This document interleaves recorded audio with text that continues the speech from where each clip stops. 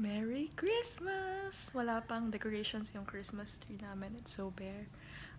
But we will not be decorating a Christmas tree today.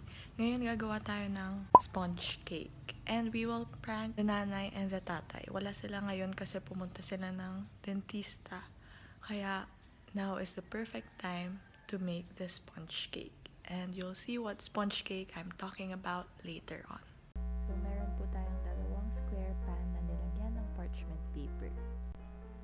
So, the recipe originally calls for butter, but since I ran out of butter, I'm gonna use 1/2 cup plus 1 tablespoon of shortening.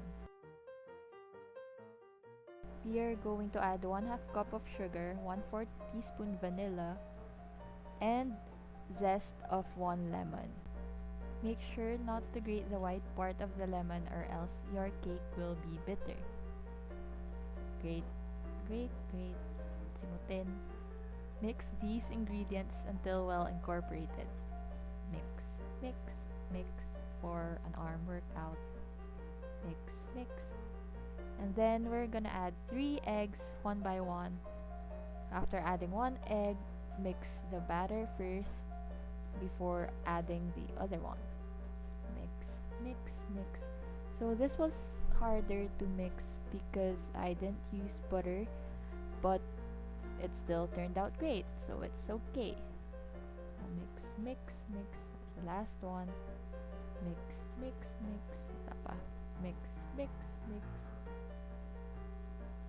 After that, add 3 tablespoons of lemon juice and then mix. Your mixture will look curdled, but still mix it. It's okay.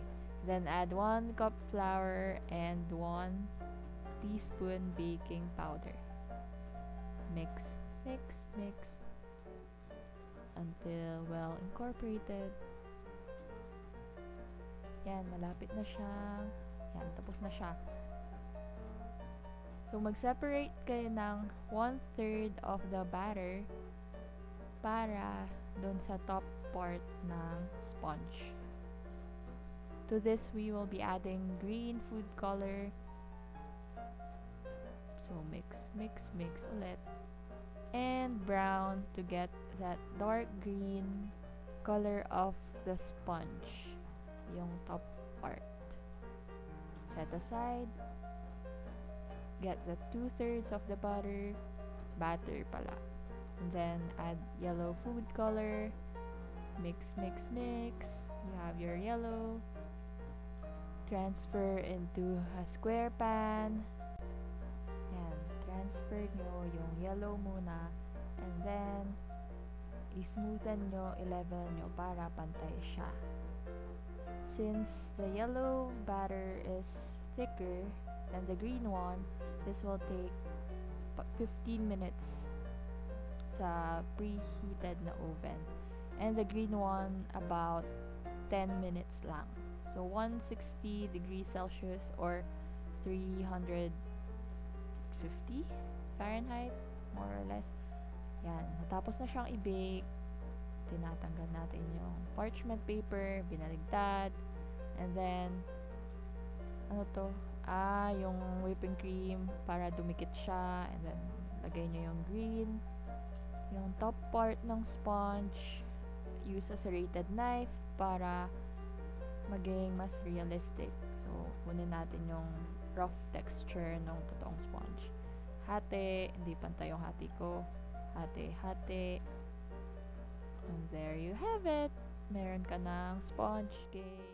At tapos na po natin gawin yung sponge cake. Hindi masyado naging dark green yung top part niya. Ilalagay ko lang siya sa original na plastic ng sponge para realistic talaga. Pero lilinisan ko muna syempre yung plastic. At hintayin po nating makarating ang tatay at nanay para ma-prank na natin sila. Okay, nandyan na po sila. Ang dami nilang grocery pinamili. Nagbuhat pa ako. Pero ipaprank na po natin sila. Why? Try nyo to bagong ano. Naniniwala kang edible tong sponge. Huwag ka lalapit sa akin. Marami pa nga ako. Ayaw mabuksan.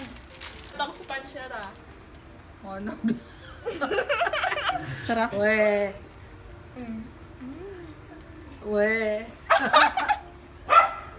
Oo. Pakita mo kay daddy. Actually, pwede niyo siyang kainin. Anong brand yan? Scotch Brite. Sarap. Sketch bright? No thanks. I'm good. No, I'm Kay good. dad, kay dad. Ang sarap. We're good. Yan. We're good. Yan! No. No, we're good. Bye! Now, I'm gonna be eating all of these kasi ayaw nilang kainin. Bye!